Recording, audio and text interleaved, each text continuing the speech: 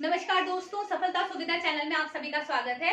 और आज जो वर्ड हम देखने वाले हैं वो है हमारा प्रूफ, डिसप्रूफ और नॉट प्रूफ। नॉट प्रूफ जिसे कहा जाता है साबित नहीं हुआ।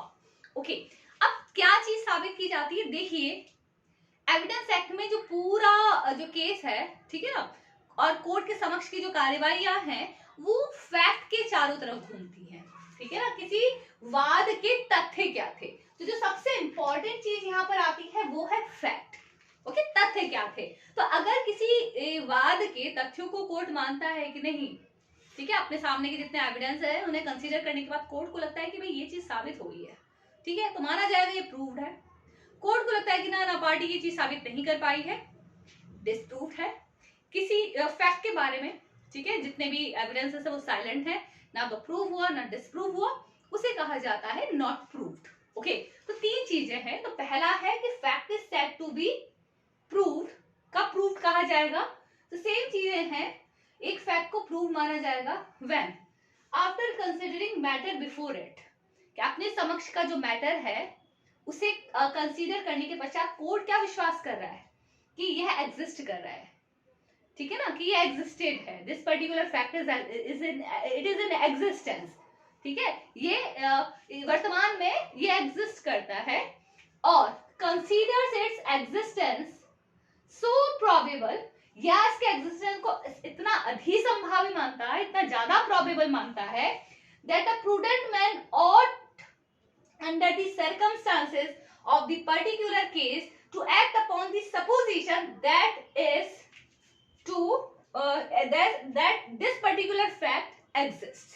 ओके, तो जहां पर अपने समक्ष के जो मैटर है, ठीक है, अपने सामने का मैटर कोर्ट देखने के बाद कोर्ट को लगता है कि after considering all the fact, after considering the entire matter before it, court अपने समक्ष के पूरे मैटर को देखने के बाद अगर कोर्ट को लगता है कि ये चीज एग्जिस्ट करती है तो उसे प्रूव्ड माना जाएगा। या एक सामान्य व्यक्ति को, एक प्रूडेंट, एक प्रज्ञाशील व्यक्ति को, एक बुद्धिमान व्यक्ति को इस सपोजिशन पर, इस बात पर कार्य करना चाहिए कि भाई ये चीज एग्जिस्ट करती है, या उसकी प्रोबेबिलिटी ये बताती है कि हाँ कि भाई ये चीज एग्जिस्ट करती है, तो इसे कहा जाएगा कि ये प्रूव्ड है।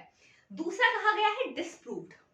डिसप्रूव्ड का मतलब है ना साबित, कि a fact is said to be disproved when after considering matter before it the court believes it to disproved or it to not existed. Okay, यहाँ पर वो exist नहीं मान रहा है, not existed और considering its non-existence so probable that a prudent man ought under the circumstances of the particular case to act upon the supposition that it does not exist.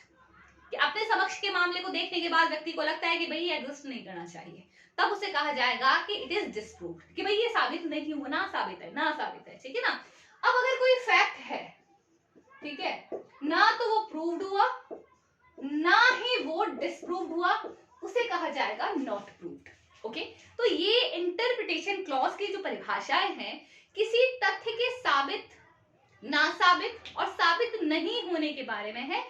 अधिकांशतया कई बार कुछ तथ्य होते हैं, जैसे मैं और एक्स को किसी एग्रीमेंट में एंटर हुए, ठीक है, अगर मैंने वो एग्रीमेंट कोर्ट के सामने पेश कर दिया तो कोर्ट क्या मानेगा? तो संभावना, प्रोबेबिलिटी है कि भाई दोनों व्यक्ति कोर्ट में एंटर हुए, दोनों व्यक्ति इस कॉन्ट्रैक्ट में एंटर हुए होंगे, ठीक है। हाँ, दूसरी संभावना सामने वाली पार्टी ये प्रूव कर सकती है तो ये तो फॉल्स डॉक्यूमेंट है, ठीक है ना, ये तो नकली है, ये तो जाली दस्तावेज है जो मैंने बनवाया है, ये संभावनाएं हो सकती हैं। तो इस प्रकार से ये जो नियम है ये संभावना का नियम है, प्रोबेबिलिटी का नियम है। कोर्ट की प्रोबेबिलिटी किस तरफ होगी उस पर डिपेंड करता है। अगर क्रिमिनल मैटर है तो you have to prove your case beyond reasonable doubt. Okay, लेकिन जब हम यही मैटर, अगर हम बात करते हैं सिविल मैटर की, तो प्रीपोंडरेंस ऑफ प्रोबेबिलिटी पर ये निष्कर्ष निकाला जाता है कोर्ट का कि भाई ज्यादा एविडेंस किसके फेवर में है, मैटर किसके पक्ष में झुक रहा है, ठीक है, किसके फेवर में जा रहा है, एविडेंसेस के थ्रू, डॉक्यूमेंट्री एविडेंसेस या स्टेटमेंट जो कोर्ट के लिए गए हैं, तो ये संभावनाओं पर, प्रोबेबिलिटी पर है कि कब किसी तथ्य को आप प्रूव्ड मानेंगे, डिसप्रूव्ड मानेंगे या नॉट प्रूव्ड मानेंगे। अगली क्लास में हम आगे के प्रोविजंस के साथ आपसे फिर मिलेंगे। बने रहिए सफलता सुविधा में हमारे साथ। धन्यवाद।